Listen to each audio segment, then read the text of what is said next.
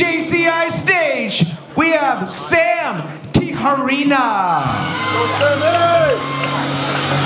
Here comes Sam Tijerina, 26-year-old brown belt out of Power Source Martial Arts. A very active competitor, whether it's in kickboxing, MMA, or the Brazilian Jiu-Jitsu big stage. He says he just loves Jiu-Jitsu, and doing it for events like this is so much fun. He says he gets to feel like an anime character out there, and more importantly, gets to look cool in front of his fiancée.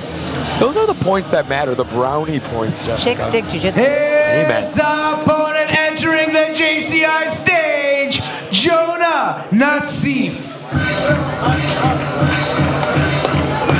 Fellow brown belt Joseph Nassif, the 28-year-old out of Crucible BJJ and Judo, an IBJJF Noki national champion. In his words, win, lose, or draw. I've just always loved the thrill of the one-on-one competition. My happy place is under those bright lights and with a huge crowd. Ask and ye shall receive, my friend. Here are the bright lights of the Jeff Curran Invitational. All right, grappling fans. It's time for the flyweights. Introducing first, the grappler standing to my right. In the black corner, he is a brown belt from Power Source Martial Arts. Grappling out of Park Forest, Illinois. Give it up for Sam Tijerina.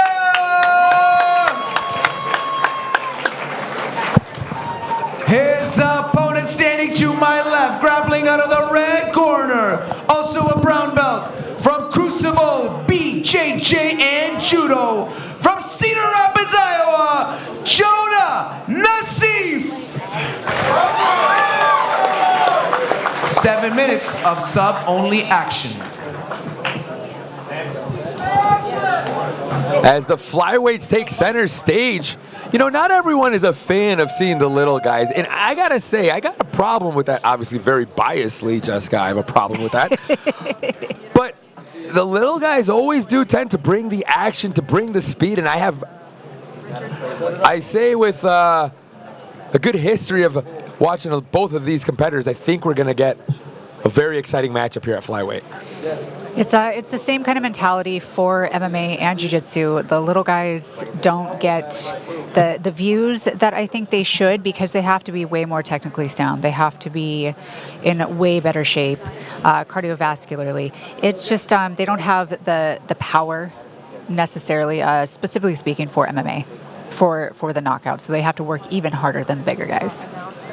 And when we're talking about somebody like Sam Tijerina, I've had the pleasure of calling his mixed martial arts bouts in the past. I think it's just, you know, when your goal is to focus on MMA, but you're willing to take that step out into maybe the stage that isn't the one you're as familiar with every time, I think it speaks volumes about, you know, your investment in yourself and your long-term goals, because this can sometimes be a little bit daunting if you're more used to the cage. It can be, and it's there are parallels, but they're very different sports and very different skill set, rule set necessary to be successful in it. So I understand why a lot of MMA fighters kind of stay away from the bigger grappling matches and do more modified rules, just because it's a little bit easier for them to transition. So nothing but respect for people that do both. Yeah, definitely. And then, you know, if you're trying to stay active and you're not necessarily trying to take all the bumps and bruises that come with taking an MMA fight every month or two, this is a great way, you know, kind of like we talked to Chris Hordesky a little bit beforehand. He was saying a great way to kind of scratch that competitive itch, you know, in between fights.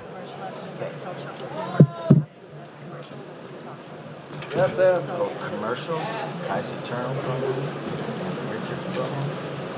outside sweep there, sir. We see a lot of forehead-to-forehead jockeying here. Early on, if you remember, Jessica, Nassif did get a little bit of a bite on a guillotine on Tijerina. And it feels like since then, they've both certainly been minding their P's and Q's. This is a very evenly matched exchange on the feet so far. They're both jockeying for position, they're both off balancing, and neither one of them is really giving up that takedown the way the other is trying to get. jumping guard for a potential guillotine there was Tijerina. You know, from the feet, you saw Nassif going for some trips and working a little bit more unconventional grappling. He is coming to us out of Crucible, BJJ, and Judo, so you're going to see a little bit more than just your average jiu-jitsu. Great job of creating back exposure there. Wow, and he's already sinking in that choke. Underneath the chin, potentially is Johan Nassif.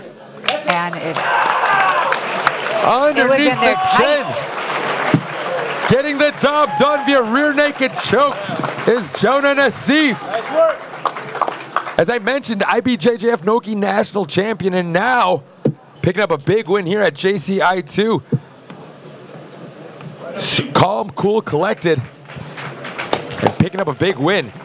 Grappling Johan fans, Nassif. give it up for these two flyweights. The tap was secured via rear naked choke. Your winner, Johan Nassif.